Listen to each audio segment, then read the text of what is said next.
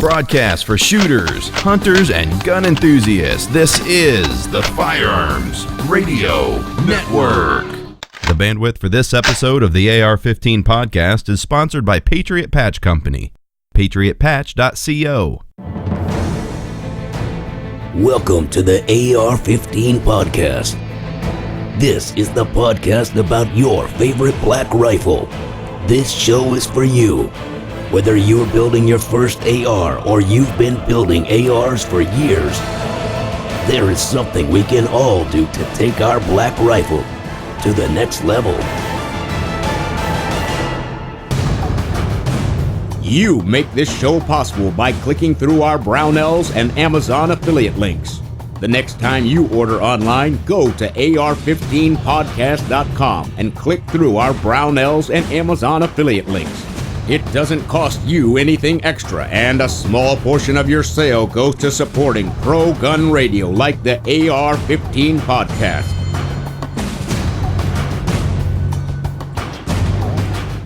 Good evening once again, folks. Welcome to episode number 145 of the AR-15 podcast. So on this episode, we're going to be talking to you about a topic that I really enjoy, but haven't had a chance to get too much trigger time on. And what we're talking about specifically is the Tavor Rifle. I think Tavor is Hebrew for hammer. The Hebrew hammer. But I think we'll probably have somebody correct me if I'm wrong. In any case, before we get too far into the show, I wanted to let you know that we're continuing registration for our giveaway for the Vortex Spitfire 3-Power Prism Scope. We're asking you, our listeners and fans, to nominate a veteran to receive the Vortex Spitfire. You can go to the link here in our show notes. It says click here to enter.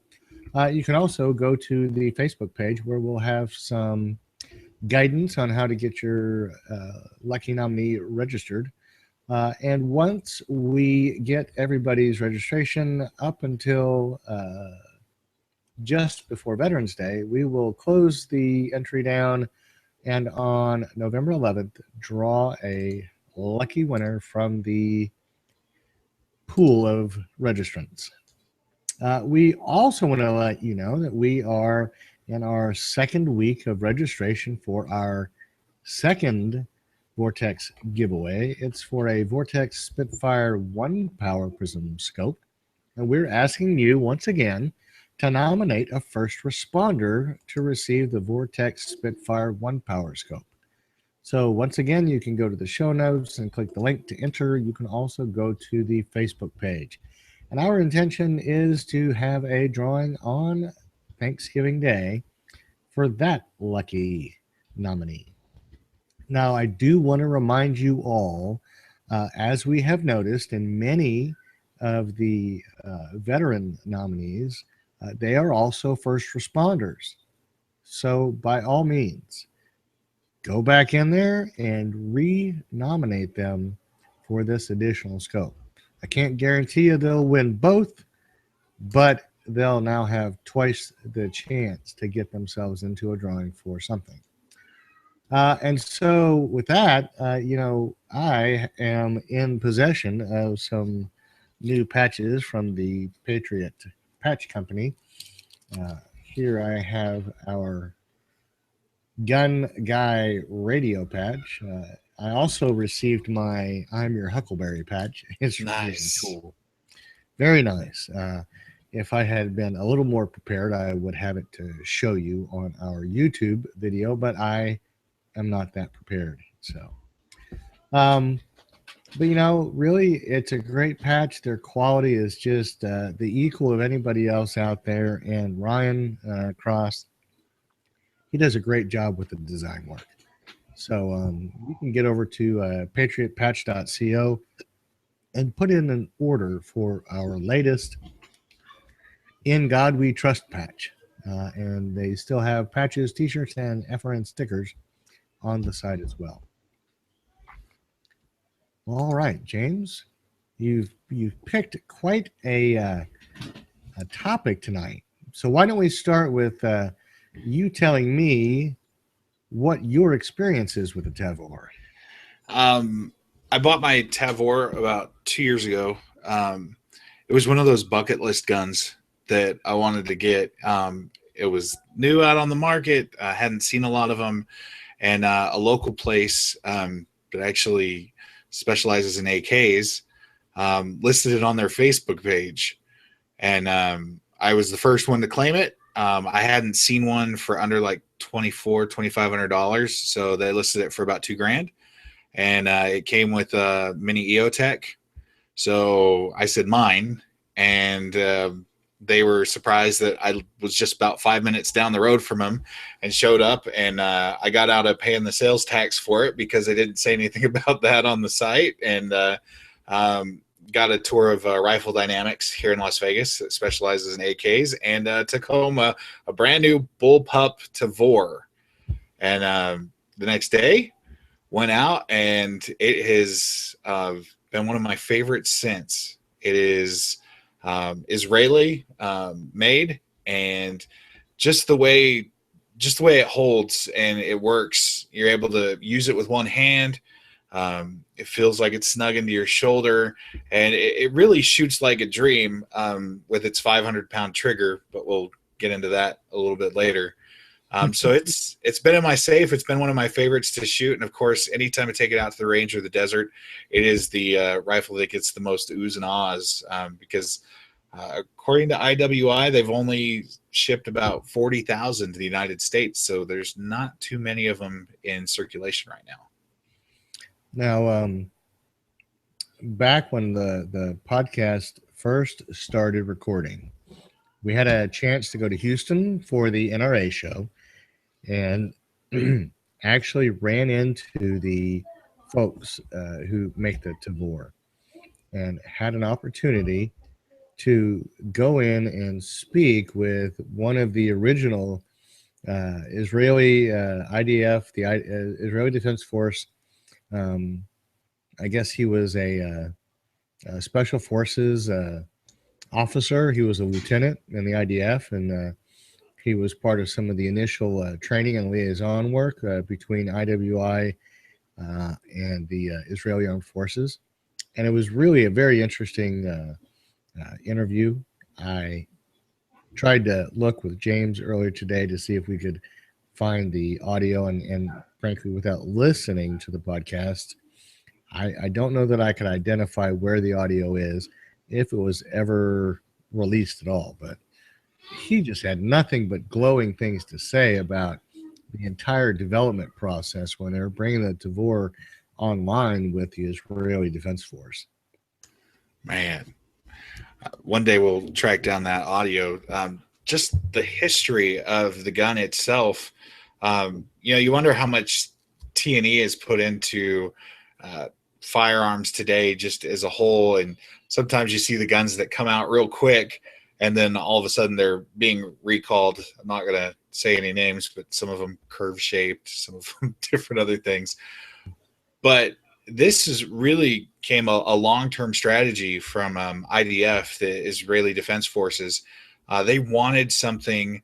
They were using the M4, the M16 variants, and they noticed, I think it was the Lebanese War in '82, they noticed a change. Combat wasn't in the field anymore. For them, it was close quarters combat. And so they started looking and trying to figure out what the next step would be. It wasn't until the 90s when it really came into testing. In 1994, the Tavor development team was formed. Then the Israeli Defense Forces joined them in 1995. All this time still being tested, still wanting to survive the elements, being able to deal with the sand and the rifle, be submerged and things like that. And so all that time testing and developing, and finally they got a model out to where it could be field tested. And one of the quotes that kind of stuck out to me was, these were hardcore tests, and no lab could really compare to them. Out in the field for weeks, rugged conditions, terrain, desert, dropping them, the human factors that seem to destroy a rifle. So it was really tested from about 1997 to 2006 to fill the need of a close quarters combat rifle, and also something that could reach out and get a little bit of distance. We'll talk about the range a little bit later. It was put in the hands of the IDF infantry in 2006. They liked it so much. By 2018, they also have some other cool variants coming out that they're using with their special forces. But it's really been one of those long-term tests, Reed. It's not something that they just said, hey, we're going to throw it together. These are the Israelis are like, we want to make sure we're going to do it right. We want to make sure it's dependable and reliable. And it really took, from now to then, over 20 years for them to get where it is today. And my recollection is that there is an internal drive within Israel to become self-sufficient, to have the industry, to have the manufacturing capacity to take care of their own needs in this regard. And I think this may have been one of the instrumental mainline systems to get them to that point. I think that there are probably a lot of fans and devotees of the Galil rifles, Uzis, and I don't really know where those fit into the grand scheme of things.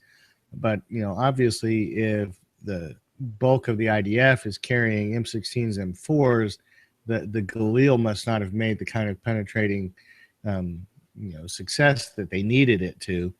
And so that is why I understand that Tavor was brought forward and so much support was put behind it.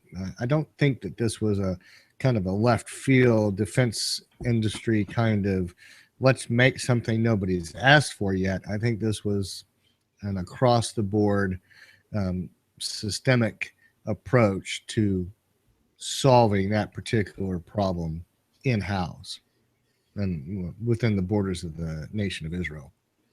So go ahead.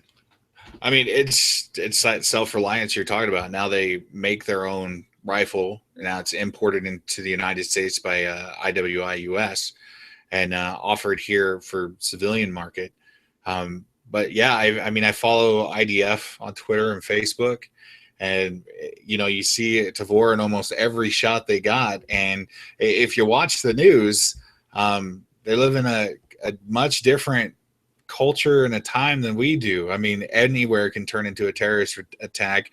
Soldiers are getting attacked just right there. So they're looking for a weapons platform that they're able to use in that close quarters area, and the Tavor filled their need.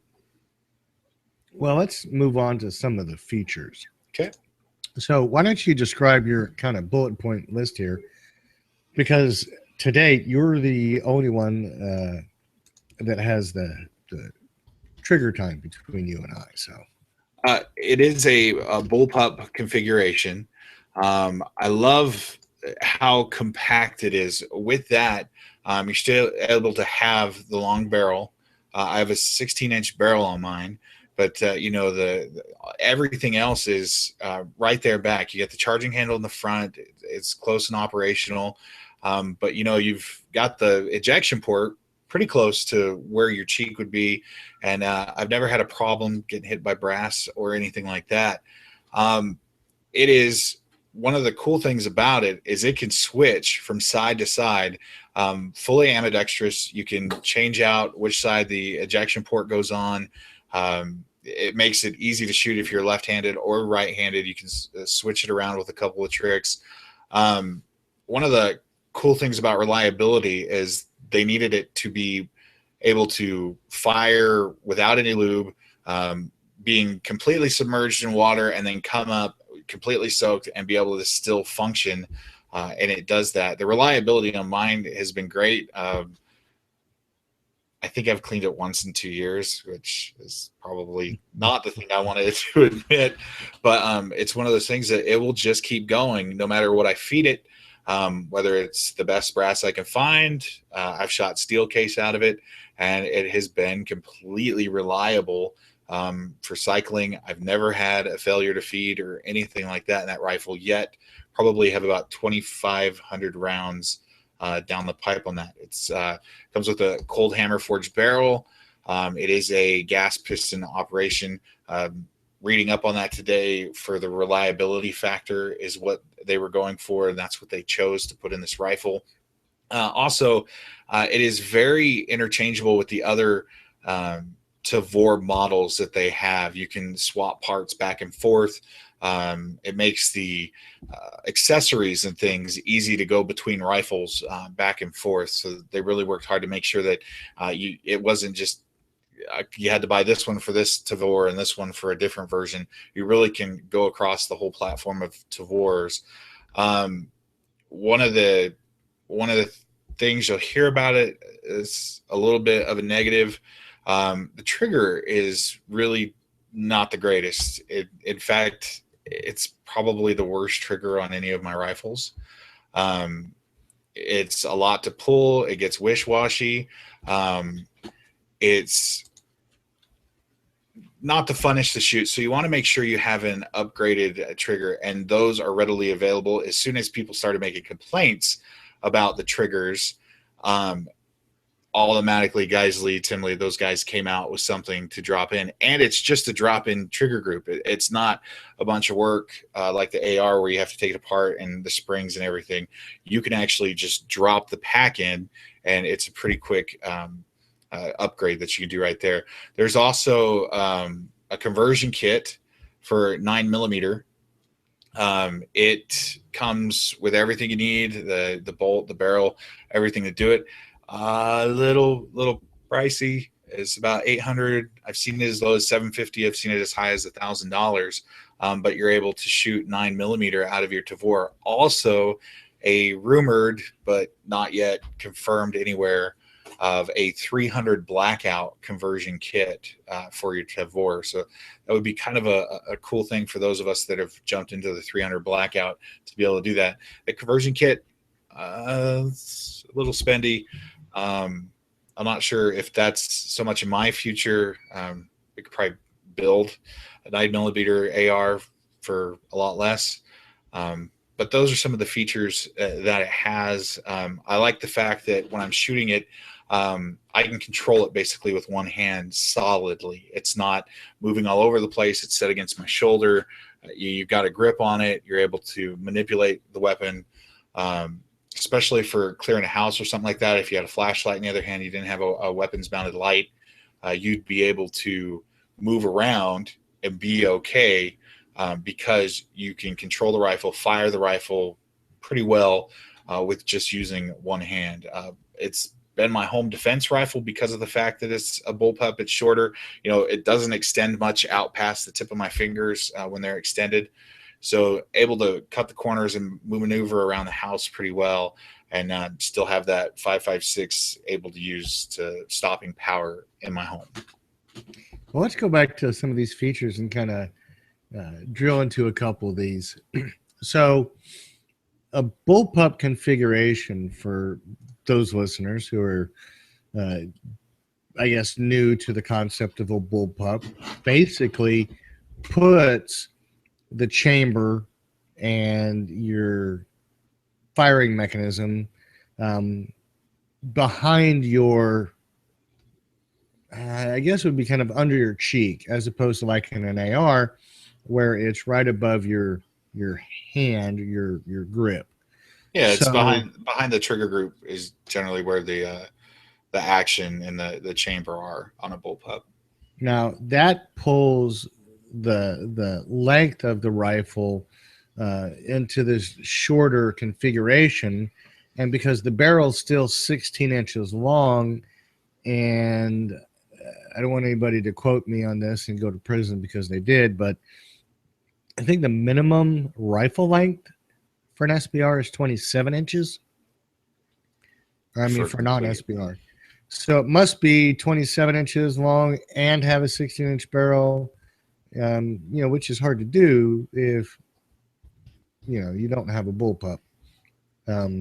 So it allows you to have a minimum barrel length and have a maximum length carbine barrel, have a non-SBR barrel, and still be a legal configuration. So it really does provide a nice compact package.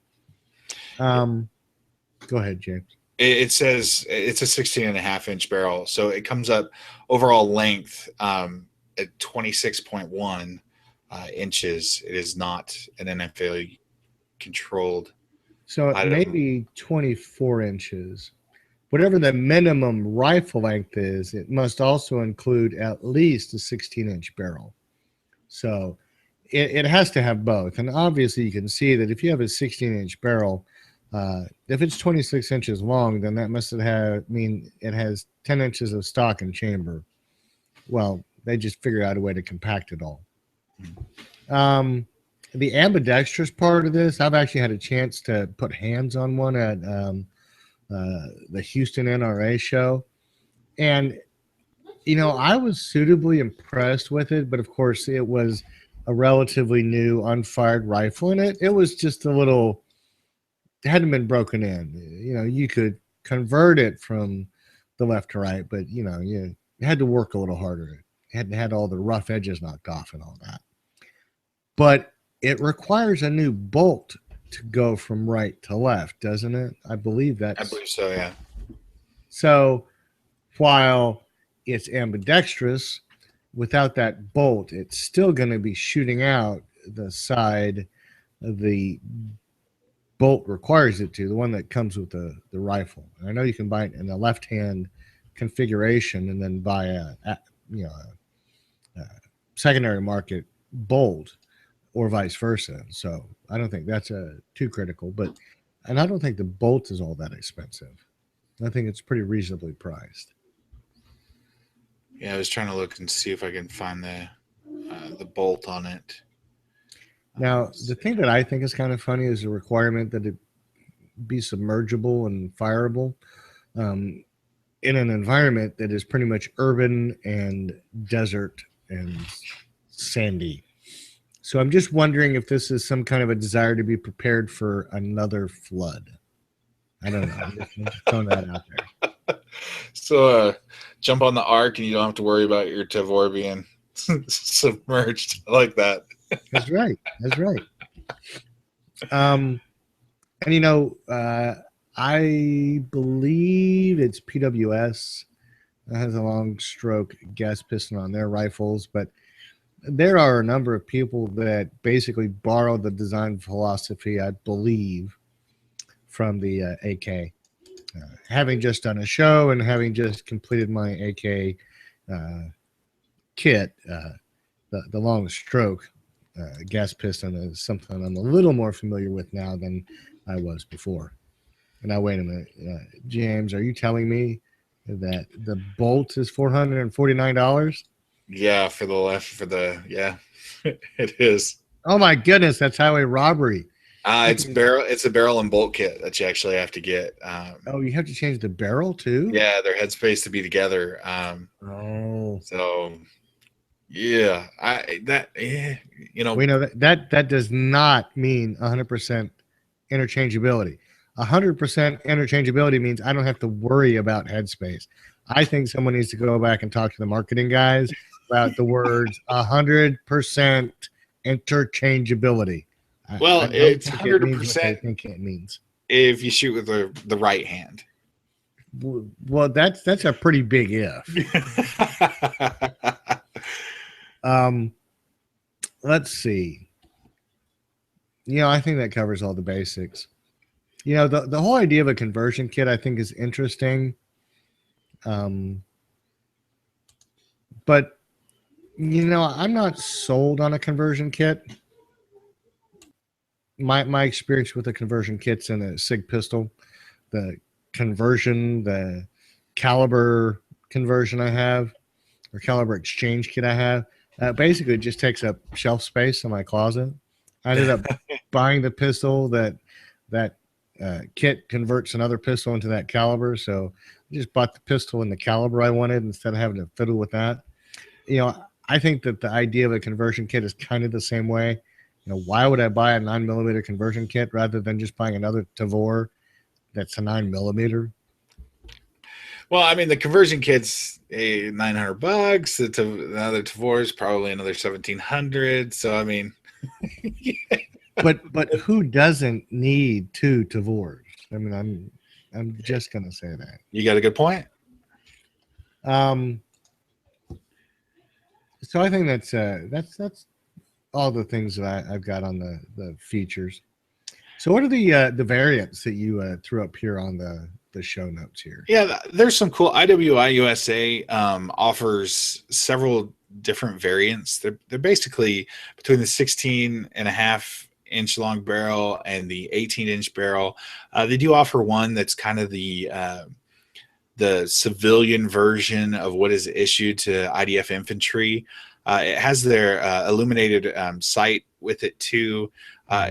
Kind of looks like a kind of an aim point, but kind of not. Just a different housing. Like if EOTech and an aim point had a baby and it had a green eye. Yeah, baby. So I'm not really a big fan of it, but some people like what to have what certain agencies have.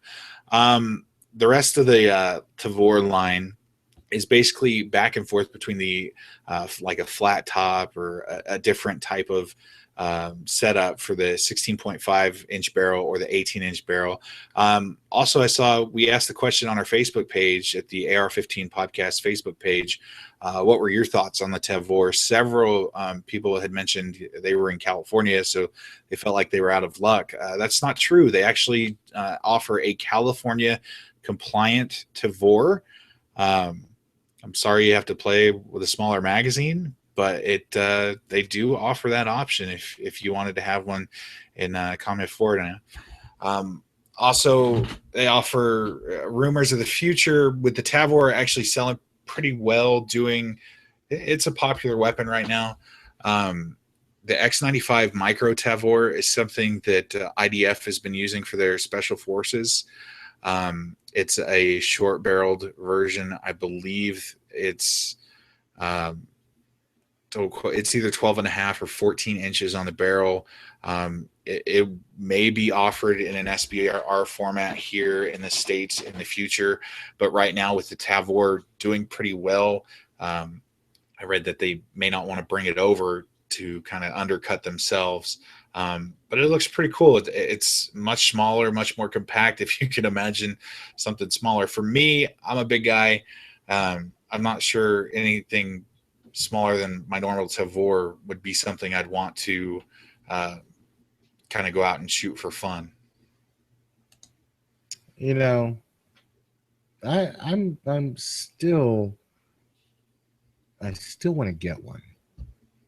I haven't decided yet whether I'm going to commit here in the short term or give myself a minute, but I'm telling you, it's an awesome opportunity to just kind of experience an entirely different design philosophy and process in terms of what the rifle offers. So I've still got it pretty high on my bucket list.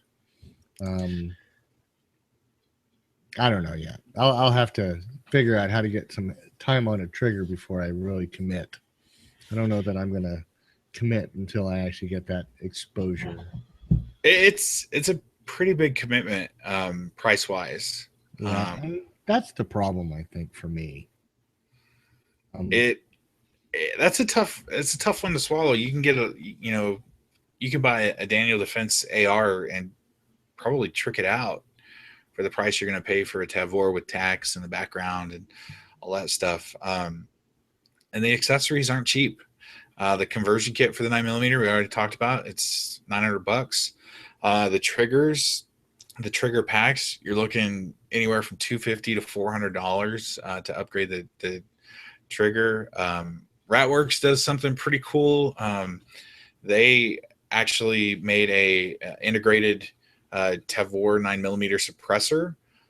It's $400, but you need the 9mm conversion kit on top of that. So you're looking to do that at about $1,300 to get into it. So it's not only is that jump off point kind of high, the accessories get kind of high too. So that kind of Well, leads you to the downside there. well, let's talk about some of your thoughts in handling the Tavor.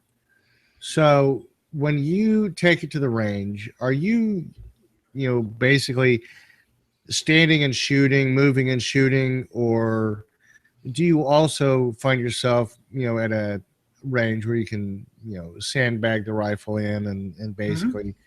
So when you're trying to sandbag the rifle in, tell me, what are 100-yard shots like? Are you feeling real comfortable with its accuracy?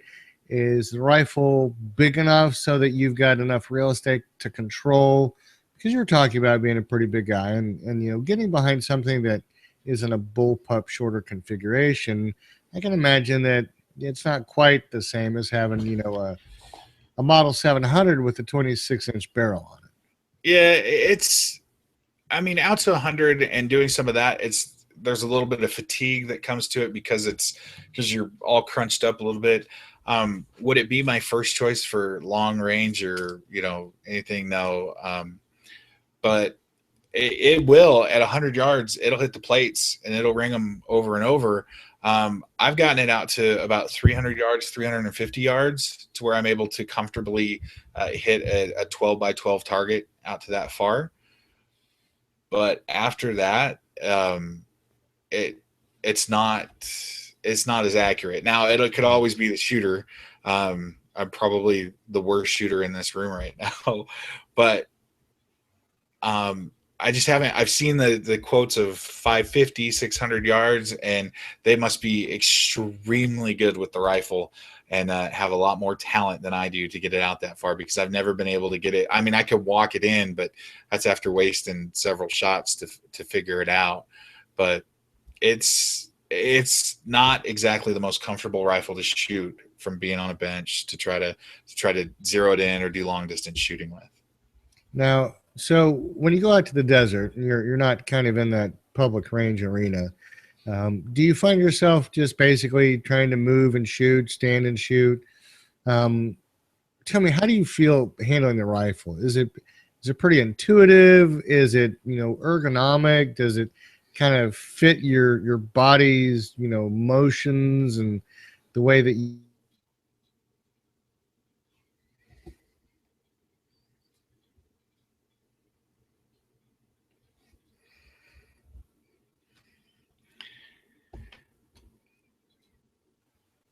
James? Yes, sir. Yeah, it appears I dropped off. This moment of silence brought to you by IWI US. All right. Well, let's hope that the editing guys can come in at around 32 minutes and 30 seconds and Okay. edit the little piece before that. All right. So pardon us for our little bit of technical difficulty there. So when you are doing kind of that standing shooting, a little more free form, how do you feel about the ergonomics? How do you feel about controlling the rifle? I feel like with the way it's set up and it's set back in your shoulder, and you have your grip up here, and you're able to hold on to the rifle, and it's almost an extension of your arm when you're moving back and forth. It feels like when you move to a target or you're moving and shooting, it's able to just kind of fluidly move with you. It's not, sitting in one position's not the greatest, but when you have to move and shoot, it feels like it's just that extension of your arm. You're able to point in that area, sight it up real quick, and you're able to move, hit the target, move to the next one. So it feels really good when you're moving. Maybe What do easier to you control what do you than put on your Tavor as far as optics go? I go back and forth between aim point and a Neotech that I Okay. go back and forth between. And in terms of bringing those to bear, getting your sight picture, picking that up with the bullpup, is it any different than what you experienced with an AR? No, the aim point, since it sits a little bit higher, maybe actually easier to sight in, for me when I get it zeroed. Um, I mean, I don't see it any different. I've had the same aim point on my other ARs and things. It just kind of, once it's set and zeroed, you're able to go right to it. I don't think it's any different than an AR for me. Right. Well, when it comes to, I guess, kind of manual of arms, charging the rifle, changing the magazine, all of those components, closing the bolt. I mean, obviously, some of those controls are in new places for kind of a proficient AR user. Did you find that it was pretty intuitive, that it was comfortable, that things were where you needed them to be, or did you have thoughts about maybe not being satisfied? The mag release is in an awkward position for me. It's right behind the mag, and so I mean you can hit it out.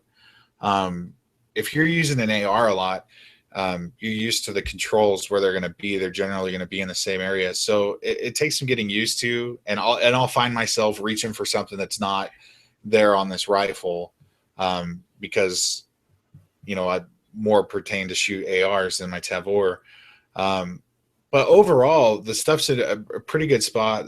Safety selector and all that to close the bolt. The charging handle's really easy to manipulate on the front of the rifle, especially shooting with the right hand. The way I've got it set up, just the mag release would be probably my biggest gripe on the rifle. It's just awkward and kind of bulky and just in a weird spot for me. Now, I'm going to remind you that you admitted to the listening audience that you only cleaned it once in the 2 years that you've had it. Yes. So tell me what taking it down was like. Pretty easy, or is it like a pain? Really easy. One pin, boom, it comes apart, and you've got the bolt carrier and it's really actually easy to clean. The pin pops out, and you've got two pieces, and you're able to take out the parts you need to clean and get it in and out. It's actually, when you come to compare it, it takes a lot less time than cleaning my AR, because you got to get in there and get the stuff. But everything else, the trigger packs in a group, you just pop it out, wipe it down, and it's actually pretty well maintained inside there. That it's not a lot of buildup, or it's pretty sealed up so that it's not allowed to really get a lot of the negative stuff, the carbon, the buildup, and things that are for an object. So, we talked about the conversion kit. Does that mean that barrel assembly comes out pretty easy in the rifle? Have you done that yourself? Pulled that barrel assembly off? I haven't pulled it out. I remember I watched several videos on it. It seemed like it came out pretty easy. I mean, they wanted to be able to field strip it down, and take care of the maintenance on the rifle as easily as possible. Now, I haven't gone that far yet. When I do, I'll let you know if I bust any knuckles or, say some choice words. Well, so is there anything else that you've noticed in handling the rifle that you think is kind of remarkable in terms of a Tavor AR comparison? I didn't know it had iron sights until about 3 months after I had the rifle, and I actually read the manual. They hit it really well in the rail, and I was reading the manual, and it said it had iron sights, and I didn't believe it. And then, sure enough, they're right there. They just pop out. So it's made co-witnessing good. It's just really, I think compared to my ARs, I like it for the self-defense or home defense method. Walking around, I have a 2-story house. There's a point that I have to get to protect my family, and that rifle could sit there and be a lot different than having a handgun or my AR set up. I'd be able to stand right around the corner and not expose myself as much. That's basically when I've run through my house drills like that. I noticed that, and that's where it surpassed the current ARs I have. Not having any SBRs or anything of that nature complete yet. So tell me, what would you not use a Tavor for that you would use your AR for? If I wanted to do longer shooting, if I wanted to go out past, actually, I would use it. I'd use my AR for bench shooting, or anytime I wanted to go out long range. I won't probably take my Tavor out to shoot from a bench. I'd use my AR for probably competitions or things like that if I got into 3-gun. It's just not. I don't know if it may be experience with the weapon that would keep me from using it in a competition, just to get used to the controls. But basically, if I'm going to move and shoot, if I'm going to shoot up close, that's when I'd probably take it out to the range or out to the desert. I think one of the things I'd like to see is what a Tavor would look like with one of those X Products extended capacity drum magazines. Like a 100-round magazine on a Tavor under your armpit there. That might be pretty. That'd be pretty heavy all around. I'm sure it would be. It's pretty beefy to start with, so it may be fun. And pulling that 500-pound trigger, you probably finger would fall off after a while. I'm curious as to whether or not the slide fire guys have been, racking their brains to figure out how to make that a slide fire item. Yeah. If you can figure out the engineering on that, you'll make a small fortune. That'd be fun. Well, so, we've covered, a bunch of the basics, upside, the downside, some kind of personal thoughts on operating. So, tell me, what's your verdict? Do you need a Tavor?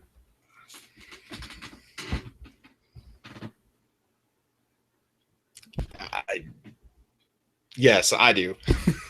I love the rifle, even with its detractors, even with its downsides, even with its cost. It's still my go-to for home defense right now. I feel a lot more confident with the reliability and everything with it. So that's my go-to rifle. Do you need it if you already have an SBR? Maybe not. Is it fun to take out to the range and introduce people to shooting? Absolutely. People see something that looks like a Tavor, and they're all of a sudden talking to you about Star Wars and things like that. For anything else, it's really more the bucket list gun factor for me. It's in my safe, and I'll grab it out if I need it for home defense. Take it if somebody wants to go shooting with it. But need? No. Want? Yes, but most of my guns are wants anyway. So. Well, I mean, yes, that's true. And I need one more. So, I mean, it's, Yeah. Well, so it sounds to me like the war really does hold its own when you're kind of throwing it in the mix of all the things that we talked about here. And, I think when it comes down to it, why not? It's as good a reason as any to go out and get something like a Tavor. So, well, do you have any kind of closing thoughts on the rifle? It's really fun to shoot. Like I said, it feels like a part of your arm when you're moving and shooting. If you have the ability to pick one up, do it. I got mine. Mine had about 50 rounds through it when I picked it up, so I got a little bit off of it. if you really want one, try to find one that way. It's kind of an acquired taste. Not everybody's pro bullpup, but it's one of the guns that'll stay in my safe and it won't get sold. So that's where it stands with me. There's also some downward pressure on the price. I think you can find it in the $1,600 range, which, compared to some of its other, competitors, is not a bad price. I don't think that's an unrealistic price. $2,400, that seems a little steep, but for $1,700, I think it's a pretty reasonable price. I mean, and you're getting a quality product that's made. I mean, Israel knows how to do a couple things and make weapons is one of them. So yeah. Well, all right. Well, ladies and gentlemen, there you go, the Tavor Rifle. So let's spend some time talking about the Otis Technology giveaway. This week's winner is Dean Ackles. Dean, will be reaching out to you, letting you know that we need your address. Seth Mullins gave us his address, so we've got him set up. But we've got Robert Hollinsworth from the 4th of October, Casey Fowler from the 11th of October, and now Dean Ackles from the week ending the 18th of October. Guys, let us know where y'all are so that we can get something out to you. But that something would be something that the fine folks at Otis Technology have delivered to us. And they've asked us to get all of their fine items handed out to lucky winners. So we've got a mountain of rifle maintenance tools and cleaning kits for the AR-15 and AR-10s that we need to give away. So you can enter our drawing on Facebook by going out there and following JD's instructions on each of these posts, and then we'll draw a lucky winner every week. So we'll be giving away a complete MSR cleaning kit in either 556 or 762 in the middle of each month up until Christmas, when we'll be giving away a complete Otis Technology Elite cleaning system. And then during the alternating weeks, we give away a host of Otis tools and cleaning supplies. So by all means, get out there and get signed up. Got some feedback, Reed. Gordon wrote in, said, I recently found your podcast about an angled front grip and an VFG. I've finally been able to get to the range and with the VFG and decided I like it more.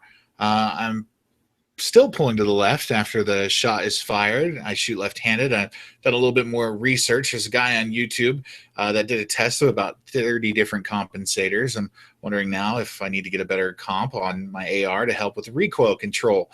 And is what a good one to get. The guy, his test shows that the Precision Armament, their M472, was the best he had to test. And he says, thank you for your time. Well, Gordon, I would tend to direct you to work on some of your fundamentals of marksmanship before you went and spent money on a compensator. Compensators are great if we're talking about recoil mitigation, when you've got quick follow-up shots like a 3-gunner who needs to make sure that 2 rounds are going down range almost right on top of each other. A good compensator is nice to have if you have automatic fire, if you're shooting an NFA controlled machine gun. In the traditional sense of just getting out there and putting rounds down range,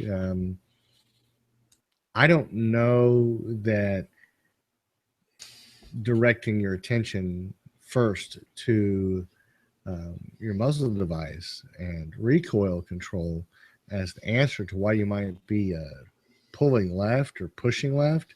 I don't know that that's going to address your concerns. And I'd hate to think that you're going to go out there and spend anywhere from, $80 to, couple $100 on a recoil device and not have it solve your problem. Obviously, there are some companies like Brownells that they back their stuff, and if you just don't think it works for you, you can send it back. But they're not all as nice as Brownells, and so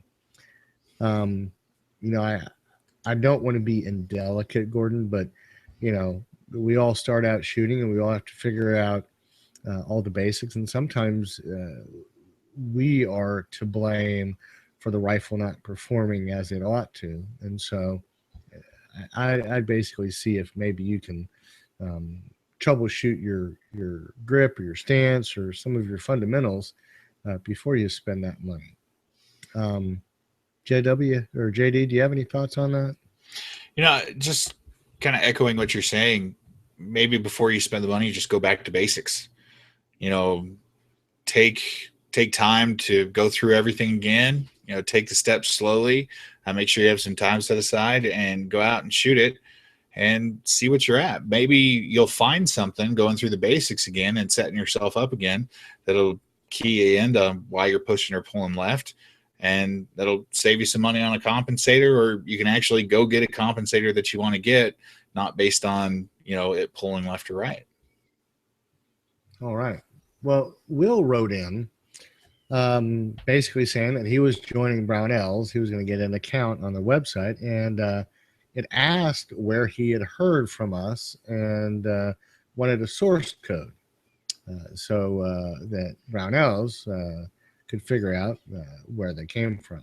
Now, I believe, and this is after consulting with the folks at Brownells, that what they're talking about there is a catalog code. And I think the idea was that if you go into the website after receiving their catalog, they want to know what your catalog code is so they can get you logged in. When I talked to the guys over at Brownells, they said, if you go to Brownells because you've heard us talk them up and you want to tell Brownells why you're there, they said Facebook is probably the best route to go. He said you can also leave them an email with some feedback in it, let them know that we are the reason that you heard about Brownells. We do appreciate that. We don't push you to do that because we want your attempts to let other people know about us to be genuine, and we don't want to interfere with that. But we are happy to have you go out and tell anybody that you want to tell that you listen to the show and you enjoy the show. And if the show is the reason why you make a buying decision, certainly that helps the people that we try to communicate with understand that you guys are impacted by our product, and that will help them understand why they should let us take a look at new things, pass that information on to you, and make sure that we're trying to get you the latest and the greatest in terms of what all is going on in the industry. Yeah. It also can help with giveaways and things like that. You let them know you're listening to the AR-15 podcast and buying their products. They're gonna want to get their stuff in the hands of Reed and JW and myself, so we can get it to you guys and spread the word that way. So your feedback for us and your feedback to the Patriot Patch Company, Brownells, the other, if you like today's show, tell IWI you heard about it on the AR-15 podcast, and who knows, maybe they'll stop by for an interview later down the road. Word of mouth is very powerful when you want to share and see things grow. Absolutely. So Will, thanks for writing in. Gordon G, thanks for writing in. And obviously, Gordon, if you have some follow-up questions, we'd be happy to talk with you on the show or just by email, whatever your preference is. So thanks again, guys. So you can send us any questions or comments to feedback at ar15podcast.com. We love getting your feedback, being able to answer questions and give our thoughts. And I learn stuff all the time from the feedback that comes in here, so it helps me out too. You can also send us a recorded voicemail by using the SpeakPipe plugin on the right-hand side of the AR-15 website Subscribe and also listen to the AR-15 podcast for free on iTunes or on Stitcher. Leave us a review. It helps weight the show. iTunes looks at those reviews. If you give it a 5-star review, it'll be brought up more often in the search results. Share your pictures on Instagram at AR-15 podcast. Tag your pictures with AR-15 podcast hashtag there. Check us out over at Periscope, AR-15 podcast, for quick live videos from events and conversations, things going on around ARs. You can also check out our YouTube page. It's youtube.com/AR-15 podcast. Facebook, a lot of interaction over there. Great group of people over at Facebook that kind of take care of each other, answer questions for each other, and some banter that goes on over there. That's facebook.com/AR-15 podcast. Check out the other podcasts on the Firearms Radio Network. A lot of great content. Guys getting out about the firearms industry, giving you the latest news and reviews and interviews. You can check them out at Firearms Radio Network.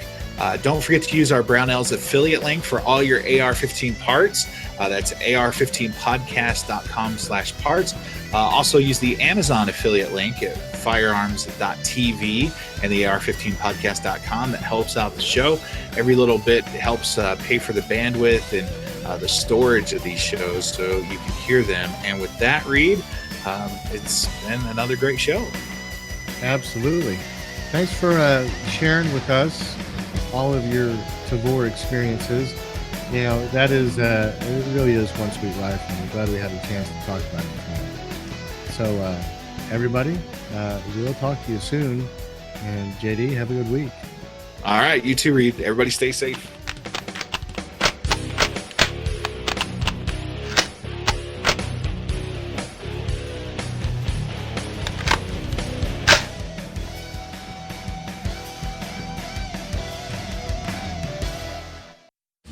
This has been a production of the Firearms Radio Network. You can find more information at firearmsradio.tv.